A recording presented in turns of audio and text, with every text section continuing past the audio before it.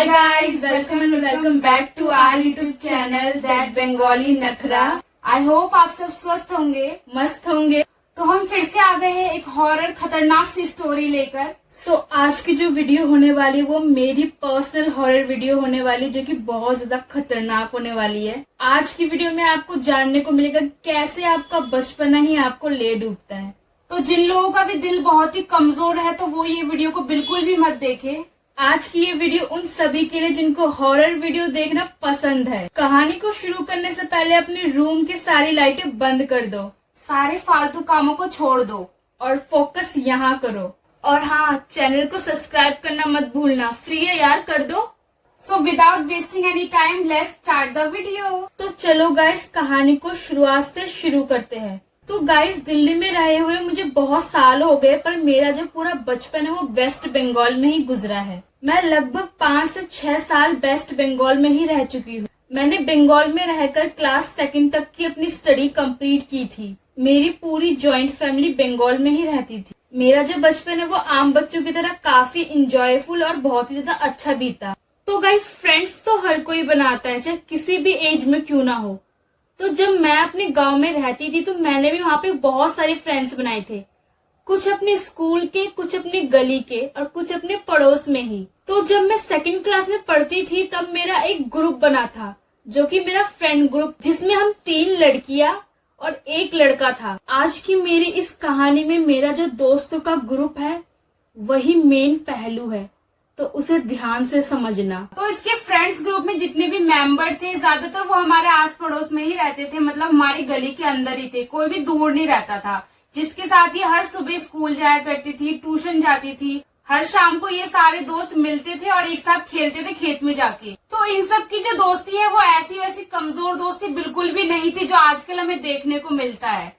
इनके दोस्तों में आपस में बहुत ही ज्यादा स्ट्रॉन्ग बॉन्ड था। कोई भी एक दूसरे के बिना स्कूल बिल्कुल भी नहीं जाता था। कोई एक छुट्टी करता था तो दूसरा भी छुट्टी कर लेता था। शाम होती नहीं थी कि इसके सारे दोस्त हमारे घर खेलने आ जाते थे। इस हॉरर स्टोरी के जो मेन कैरेक्टर्स है, यानी जो मेरे दोस्त है, तो चलो उनका नामकरण करते हैं।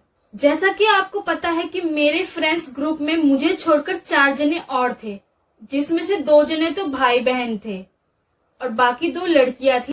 तो चलो, पहली लड़की का नाम हम रख देते हैं प्रेरणा और दूसरी लड़की का नाम हम रख देते हैं नेहा।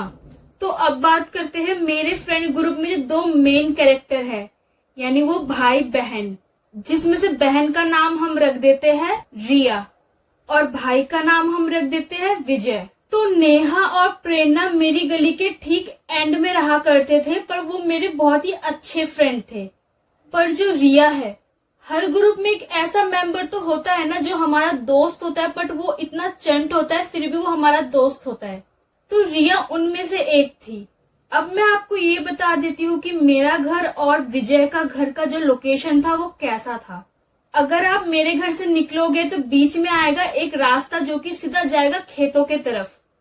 उस रास्ते को जैसे आप क्रॉस कर दोगे सामने है विजय का घर, यानी मेरा घर, फिर खेतों से जाने वाला रास्ता, फिर विजय का घर, यानी हमारा घर बहुत ही आमने सामने था। समझ लो कि 10 कदम चलोगे और विजय का घर सामने है।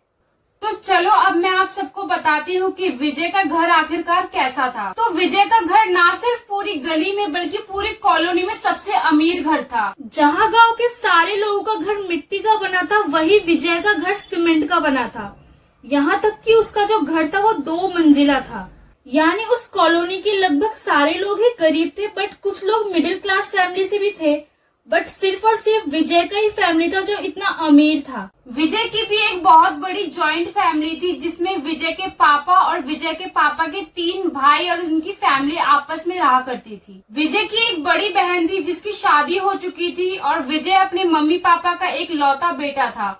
और रिया विजय की कजन सिस्टर लगती थी जो कि उनके साथ ही रहा करती थी। विजय की फैमिली इतनी अमीर इसलिए थी क्योंकि जहाँ गांव के सारे लोग खेती करा करते थे, वही विजय की फैमिली सिर्फ और सिर्फ दूध बेचने का काम करते थे।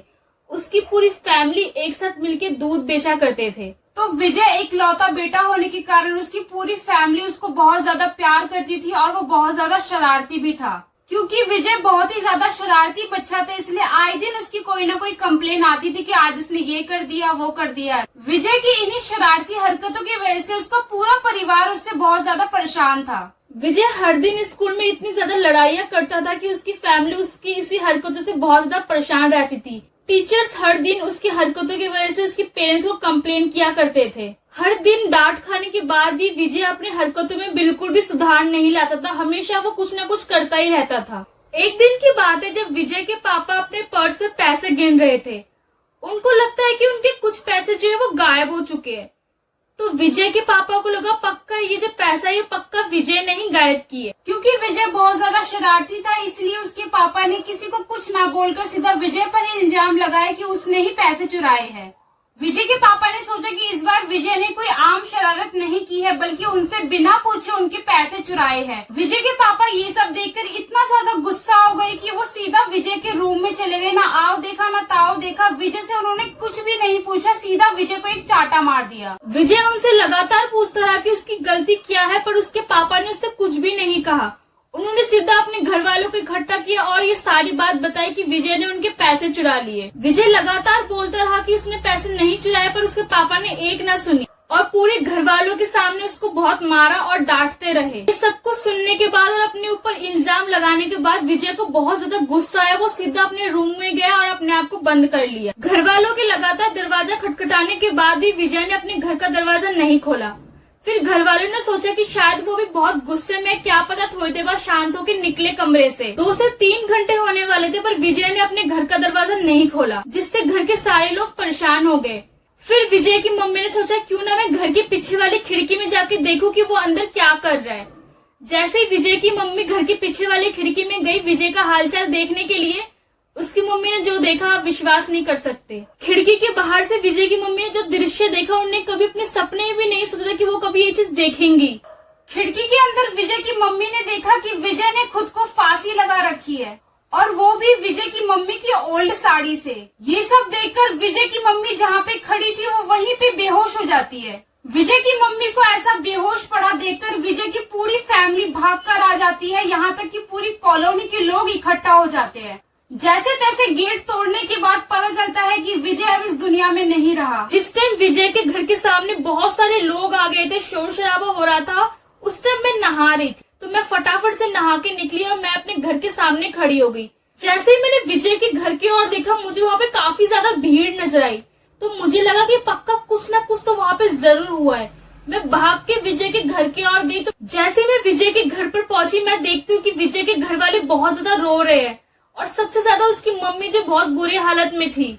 फिर मुझे पता चला कि क्या हुआ है उस घर में, कि मेरा दोस्त विजय अब नहीं रहा। जब मुझे पूरी घटना पता चली तो मैं बहुत ज्यादा शॉक्ड हो गई थी उस समय। अब विजय की डेथ को 5-6 दिन हो गए थे। गांव वालों का मानना था वो जो खेत में जाने का जो रास्ता था, जो मेरे और विजय के घर के बीच में आता था, उस जगह में कुछ न कुछ तो गड़बड़ जरूर है। बहुत सारे गांव वालों ने महसूस किया कि जब भी वो अपने घर से खेत की तरफ जाने के लिए वो रास्ता चुनते थे, उनको कुछ न कुछ तो अजीब लगता था, ऐसा जैसे किसी का प्रेजेंस हो वहाँ पे। जब भी कोई वहाँ पे खड़ा रहता था या फिर कुछ भी करता था, उनको हमेशा कुछ अजीब लगता था। जब भी कोई भी व्यक्ति उस रास्ते से गुजरता था तो उनको वहाँ पे बच्चे की रोने और हंसने की आवाज आती थी। उन्हें लगता था कि कोई वहाँ जरूर खड़ा है और उनपे हंस रहा है। इसीलिए रात के समय बहुत लोगों ने उस रास्ते से जाना इग्नोर किया। जहाँ घर के सारे बड़े लोग इस चीज को लेकर डरे हुए थे, वही हम छोटे बच्चों को इस चीज के बारे में कुछ भी नहीं पता था। बड़े लोगों ने हमें बताना जरूरी नहीं समझा, क्योंकि हम डर ना जाए इन सब चीजों को लेकर। सब कुछ वैसे ही चल रहा था। अब विक्की को मरे लगभग 1 महीना हो गया था। जो लोग गांव में रहते होंगे, स्पेशली लड़कियां, उनको पता होगा गांव में सुबह सबसे पहले जल्दी उठ के फूल तोड़ने का कंपटीशन हर घर में रहता था। हर किसी के अंदर सबसे ज्यादा फूल तोड़ के घर में लाने का क्रेज था। तो उनमें से मैं भी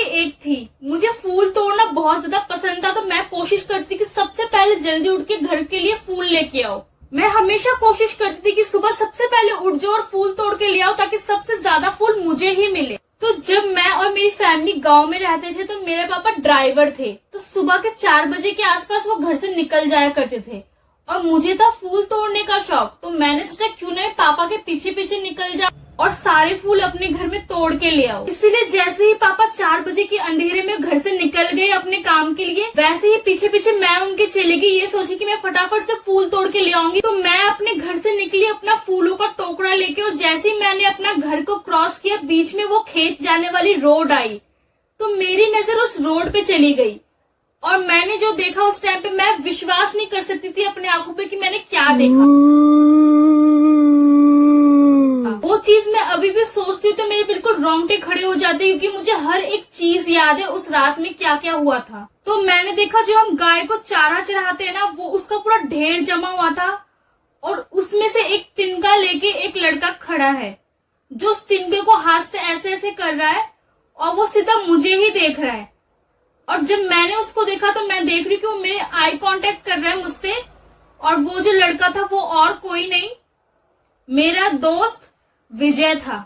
मुझे अभी भी याद है कि उसने अपने नॉर्मल कपड़े पहन रखे थे, उसका फेस जो था बिल्कुल ग्रेइश ब्लूइश कलर में था, और वो चुपचाप से शांति से बस मुझे ही देख रहा था। उसने कोई भी रिएक्शन नहीं दिए, बस वो मुझे देखे जा रहा था। ये देख के मैं भाग भाग के अपने घर में आई जैसे तैसे, और मैं आके सीधा लेट गई अपने बिस्तर पे।